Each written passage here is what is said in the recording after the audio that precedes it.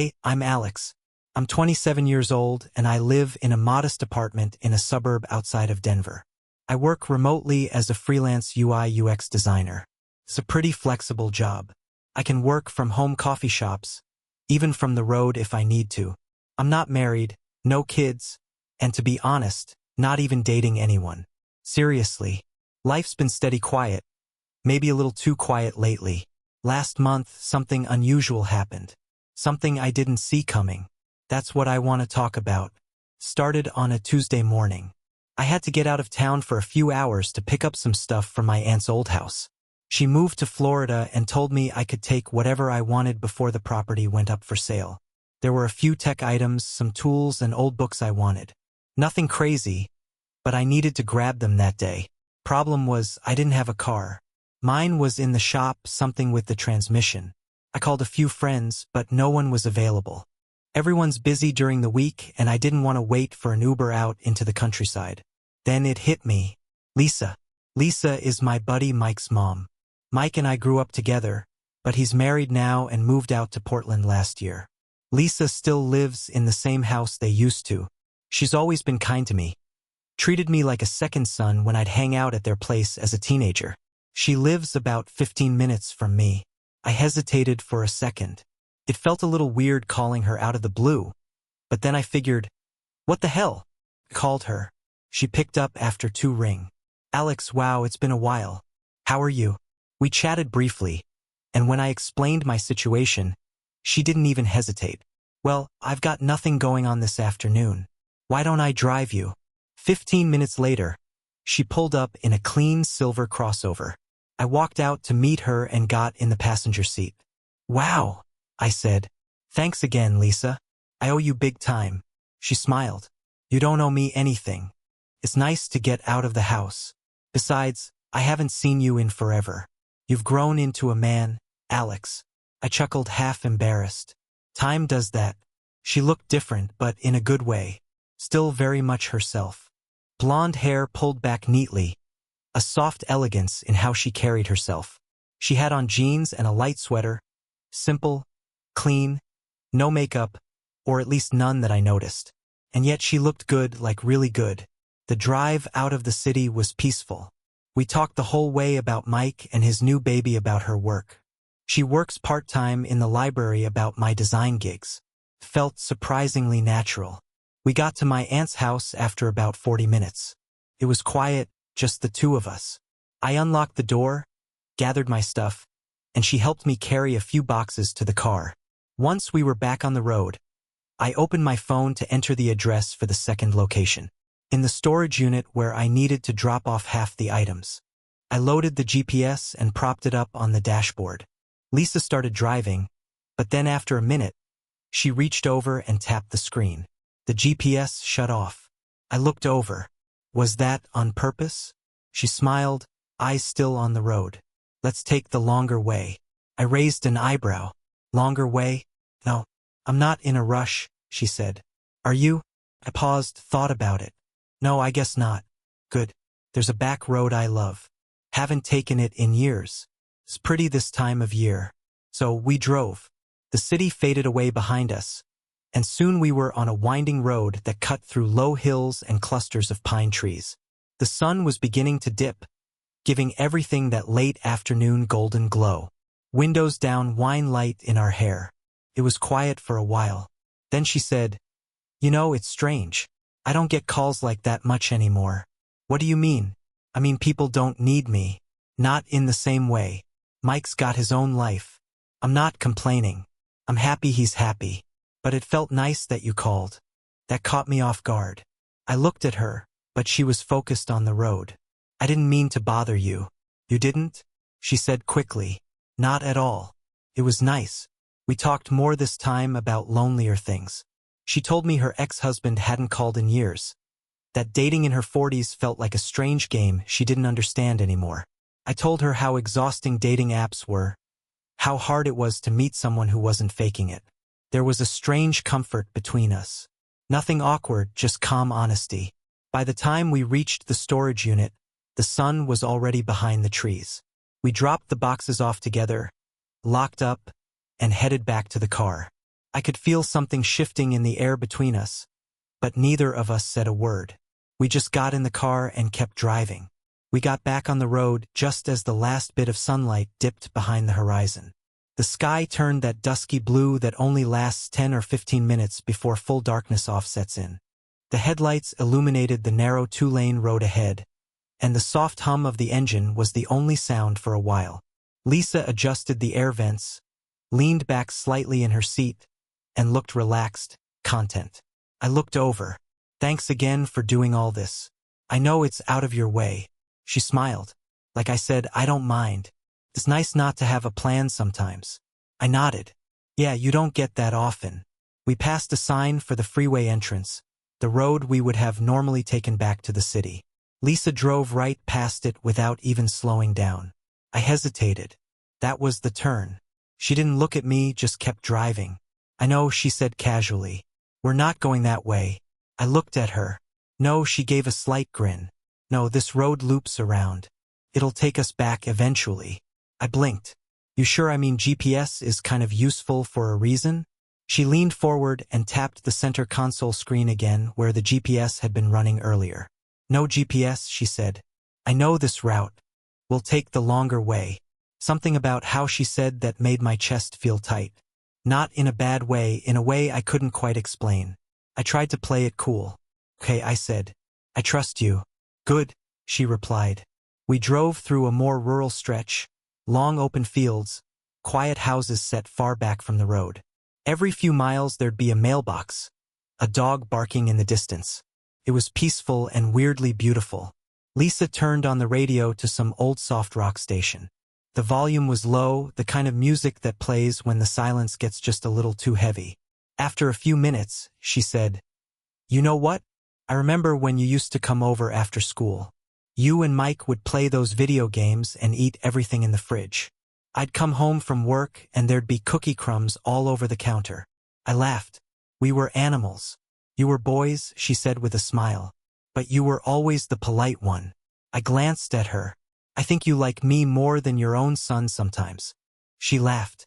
I'll never admit it out loud.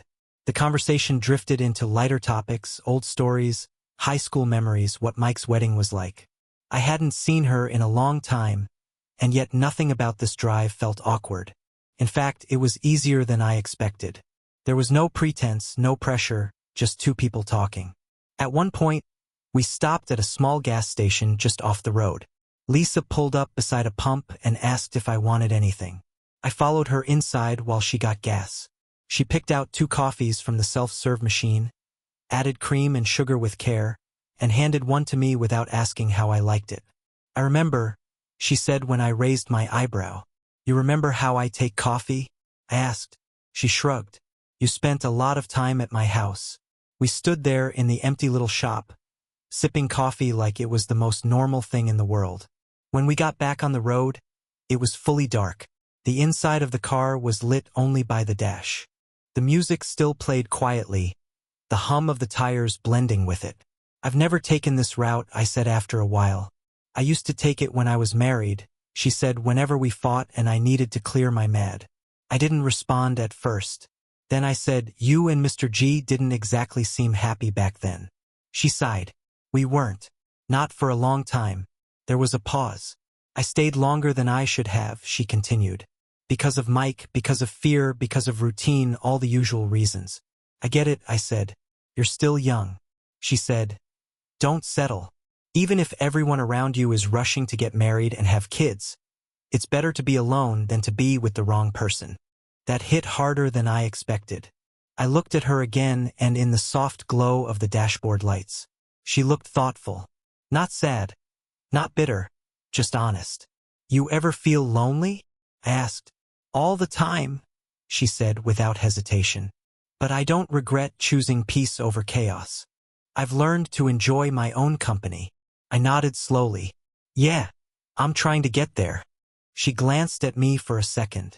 Her voice was quieter when she said, You seem like you already have. We didn't talk for a while after that. The silence wasn't uncomfortable. It just was. Eventually, we came over a small hill and the city lights came into view in the distance. just a faint glow like a reminder that the rest of the world still existed. But in that moment inside that car, it felt like it was just the two of us floating through our own quiet bubble. Lisa exhaled and turned down the music even more. "Alex," she said, "can I ask you something?" "Sure. Why did you call me today?" I was caught off guard. "I mean, I told you I needed a ride. But why me?" I hesitated, then said, "Honestly, because I knew you'd show up." She looked ahead again. "That's a nice answer." We didn't say anything else after that. She drove the rest of the way in silence. And the truth is, I didn't want the drive to end. We pulled off the road about 20 minutes later, somewhere on the edge of town. Lisa slowed the car and turned into a small parking lot beside a scenic overlook I didn't even know existed. There was a little wooden railing, a bench, and beyond that a quiet lake reflecting the night sky. She parked, killed the engine, and unbuckled her seatbelt. "I used to come here," she said, looking out the windshield. "Sometimes just to sit, think, breathe." I looked around. I had no idea this place existed. She smiled softly. "Most people don't." There was a long moment of silence between us. Not heavy. Just there. I wasn't sure if we were stopping for a reason or if she just didn't want to go home yet. Maybe both. I shifted in my seat. "Do you want to get out?" She nodded. "Yeah, let's stretch our legs." We stepped out into the cool night air.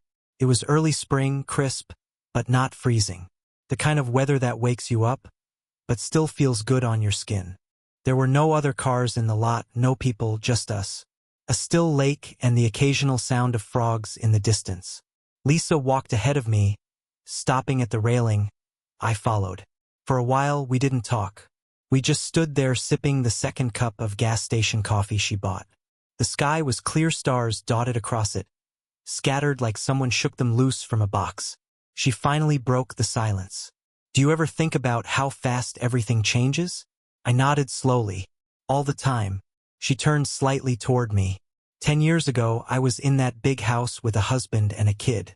Now the house feels too big, the husband's gone, and the kid has his own family. "You still got your life," I said.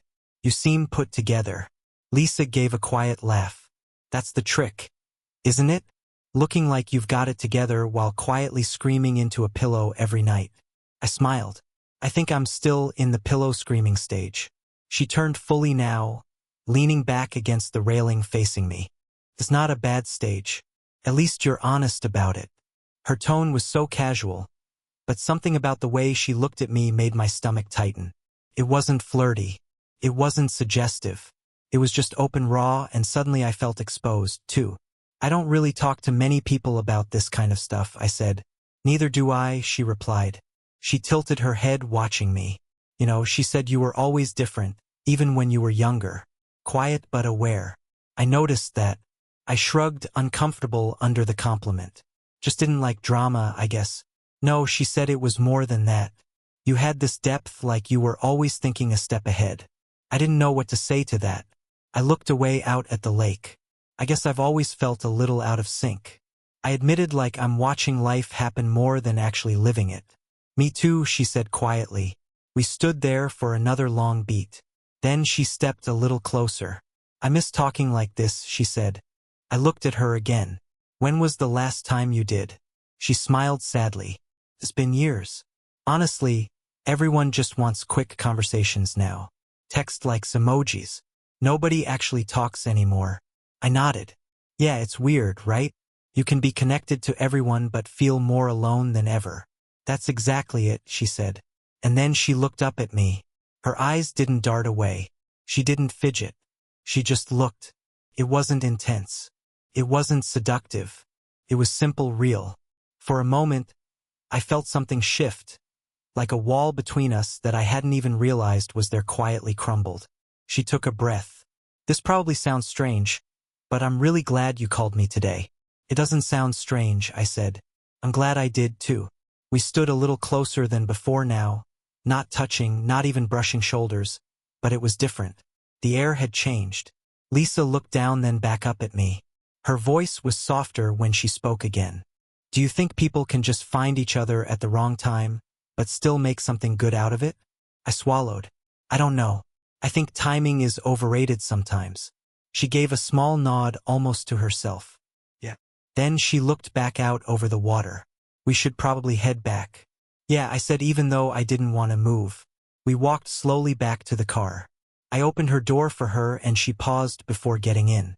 She looked at me again just for a second like she wanted to say something more, but instead she just smiled and said, "Thanks, Alex." I nodded. "Anytime." She got in and I closed the door gently behind her. As I walked around to the passenger side, I felt that same strange mix of calm and tension. The kind that comes when something's about to happen, but no one's willing to say it yet. We drove off silent again for a while, but not empty.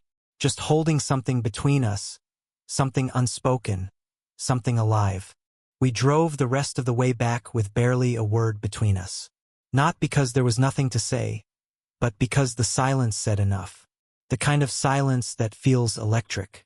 It hung between us like a shared thought no one wanted to break. The lights of the city grew brighter as we neared the residential streets.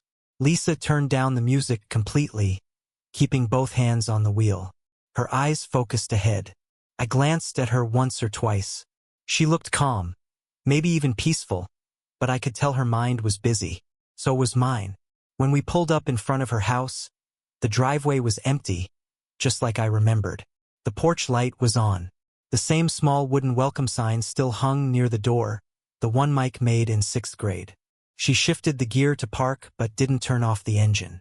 "Well," she said, exhaling, "that was longer than expected." I nodded. "Yeah, but good." She looked at me. "Really good." We sat there in the car for a moment, neither of us reaching for the door handle. Then she broke the pause. "You want to come in? I've got tea or wine or just a couch." I smiled. "Tea sounds nice." She turned off the engine and we both stepped out. The night air had cooled down more, but I barely felt it. Everything around me felt muted slower, like I was moving through something heavier than air. Inside her home looked exactly like I remembered, clean, warm, and a little too quiet. There were a few more photos on the shelves now, mostly of Mike's wedding and her holding his baby, but everything else was the same. Neutral tones, a soft throw on the couch, the faint smell of lavender. She kicked off her shoes near the door, motioned for me to do the same, and headed into the kitchen. I followed but stopped at the edge of the living room, watching her move. She moved with ease like someone used to being alone, used to filling the silence with routine. "You still like chamomile?" she called out. "Yeah," I replied. "That never changed." She pulled 2 mugs from the cabinet, filled the kettle and flicked it on. Then she turned, leaned against the counter, and looked at me. "You okay?" "Yeah," I said, then hesitated. "Just a weird day in a good way." She nodded. "I get it." We stood there just looking at each other for a few seconds. The kettle started to hiss softly. Lisa turned back around, poured hot water into the mugs, added the teas, and carried them over to the living room. She handed me mine, then sat down on the couch, tucking one leg under her. I sat at the opposite end. For a few minutes we just sipped quietly.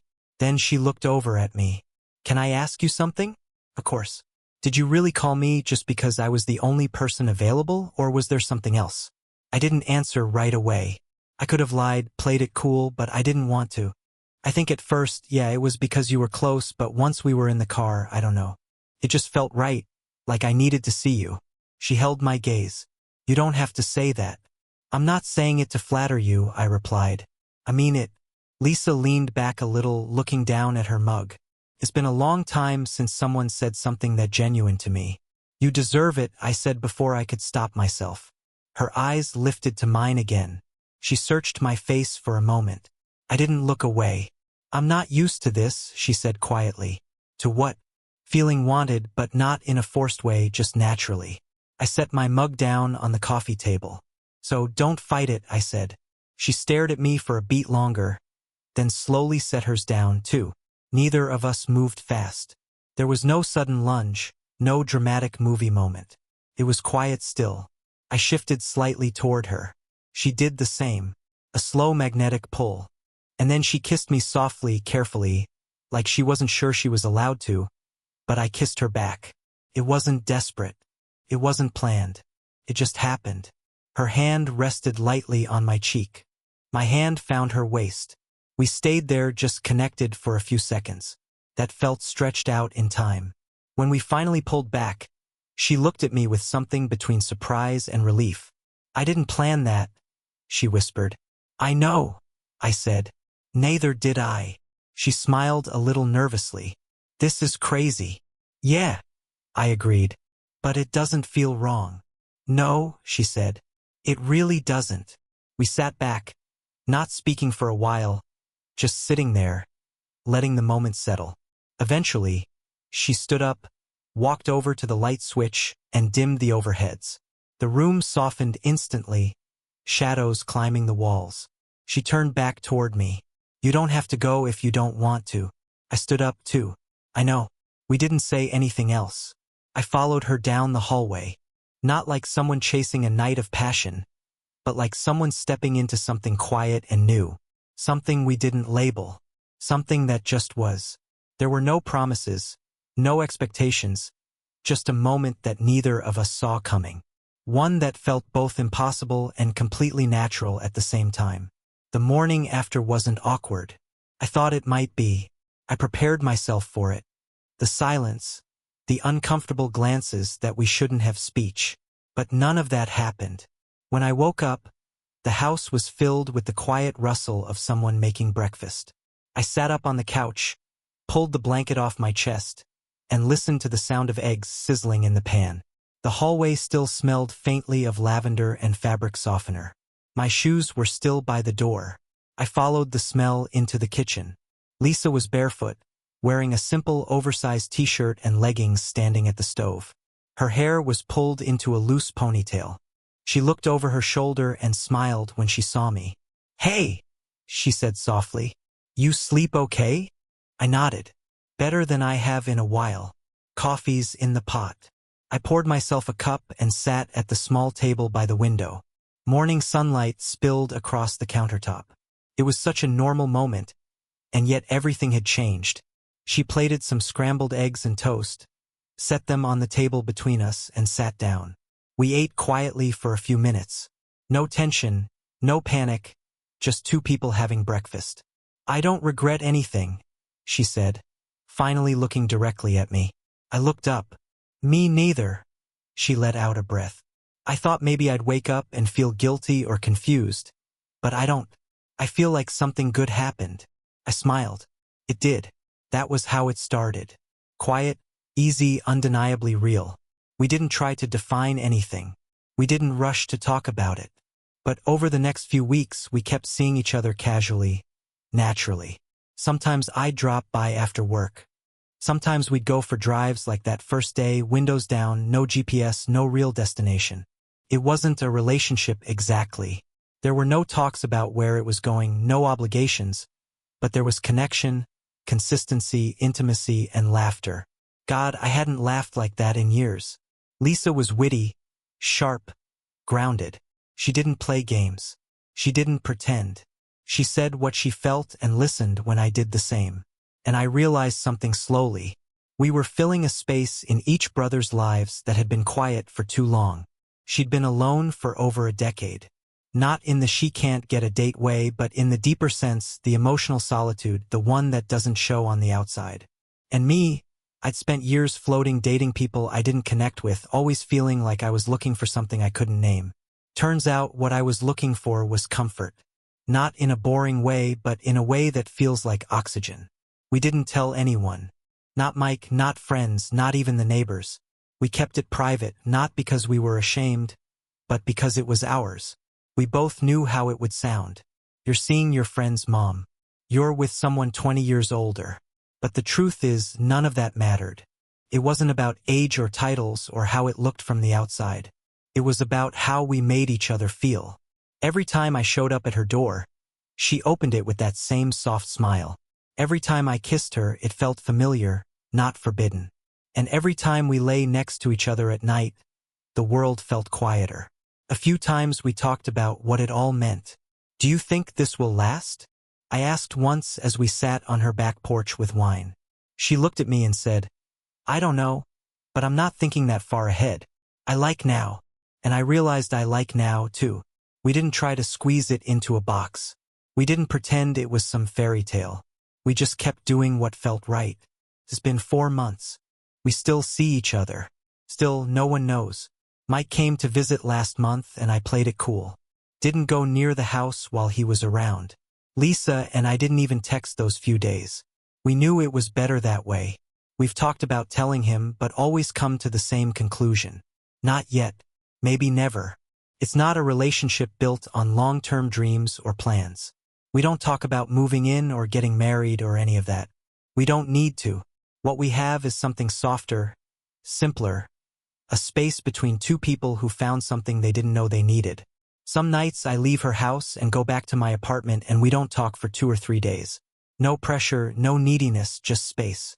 Then when I show up again, it's like no time has passed. We pick up where we left off. Sometimes with a kiss, sometimes with tea, sometimes just sitting side by side in silence. It's not a love story with a big ending. It's not fireworks and drama and declarations. It's two people quietly sharing something real. And honestly, that's enough for now for both of us. And maybe that's the whole point. Life has a way of teaching us lessons when we least expect it. And Alex's story is a beautiful reminder of one profound truth. Genuine connection transcends labels, expectations, and societal norms. The unexpected bond between Alex and Lisa shows us that meaningful relationships don't need to fit into predefined boxes or follow a predictable path. Their story isn't about grand gestures or fairy tale endings. It's about two people finding comfort in each other's presence, filling the quiet spaces of loneliness with honesty and understanding. This teaches us to embrace the present, to cherish the moments of raw, unfiltered connection that make us feel truly seen. It's a call to let go of overthinking what should be, and instead lean into what feels right, even if it defies convention. Life is fleeting, and sometimes the most beautiful experiences come from the courage to take the longer road, to linger in the silence, and to trust where it leads. Alex and Lisa's story urges us to seek out those rare, authentic moments and hold them close because they're what make life worth living. What do you think? Have you ever found an unexpected connection that changed your perspective? Share your thoughts in the comments below. We'd love to hear your stories. If this story touched your heart, don't forget to like, subscribe, and hit the bell icon to join our community. Let's keep exploring the lessons life has to offer together.